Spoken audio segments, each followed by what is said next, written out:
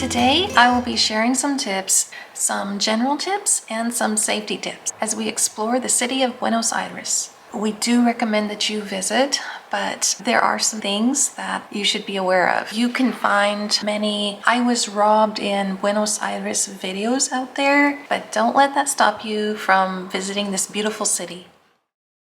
Tip number 1 has to do with La Boca.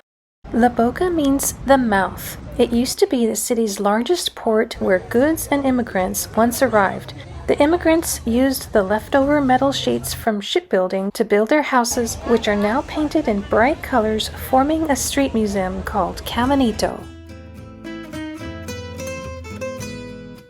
La Boca is a super fun and colorful neighborhood, and it is filled with street art, shops, and places to eat. Tourists flock there, but it can be dangerous. Our guide told us that you want to go in the daytime and you want to arrive by car and leave by car, and to be out of there by 6 p.m. The neighborhoods surrounding La Boca are not safe to be in.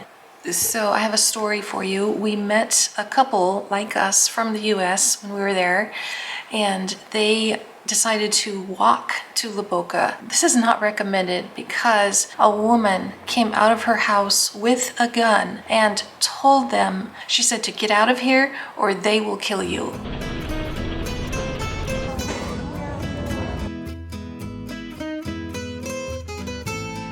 So tip number 2 is, if you're in a restaurant, don't set your cell phone down on the table or it might disappear. There's been several stories I've heard about cell phones disappearing off of the table. So keep it in your pocket or put away unless you're actively using it. Tip number 3 is to take a city tour. See the sights and learn the history. Plaza de Mayo is the heart of the city. It's the oldest public square where the most important events take place. From the second founding of the city in 1580, currently being the meeting place for all current demonstrations and festivals. Casa Rosada is known as the Pink House. It is the executive office of the president.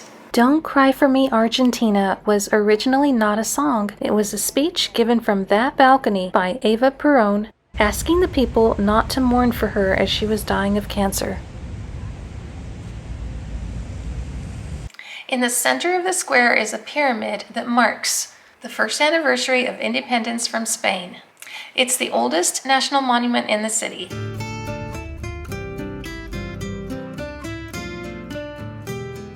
Over 300,000 people died of COVID here in 2020 and 21.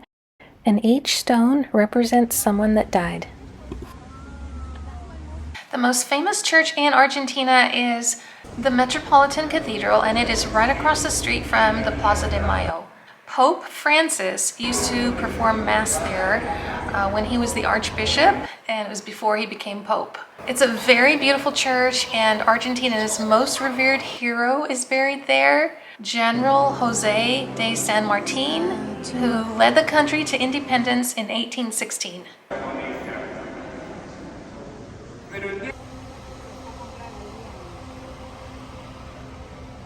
The most famous landmark in the city is the July 9th obelisk.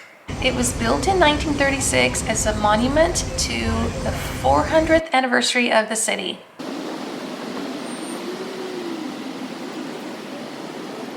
It looks like a Greek temple. It was made by somebody from Greece.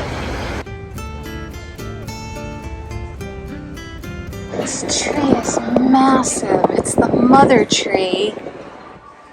This amazing Gomero tree is a giant rubber fig tree. It was planted by the Recoletos brothers in 1791. It is the oldest tree in the city. Also, the Recoleta Cemetery is close by.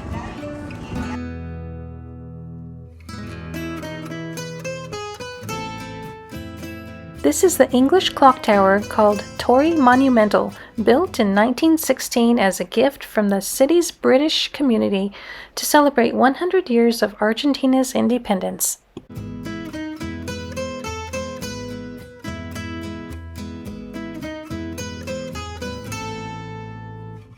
So we're having lunch at McDonald's here in Buenos Aires, and we got 3 cheeseburgers and 1 water, and it was over $13, so it is rather expensive. In their defense, the quality of the meat is very good, so these taste way better than the ones back in the US. Tip number 4 is to don't be afraid to explore on your own. But bring only what you need and leave everything else in the hotel. So we stayed in the Madero area. It's a newer area and it's pretty safe. We noticed a police presence there. The Women's Bridge is in that area along the river, and it's a great place to walk. The Women's Bridge was built to look like a couple dancing the tango with a man leaning over a woman. It's a beautiful bridge. Another thing we explored on our own in the Madero area is the Floralis Generica. It's the giant metal flower. It's like 75 feet high. It was designed for the petals to open up in the morning around 8 a.m. and then they would close around sunset time. When we were there, it was stuck in the middle, and so it wasn't opening or closing, but it was still beautiful and wonderful to see. It was fun to take the walk down there.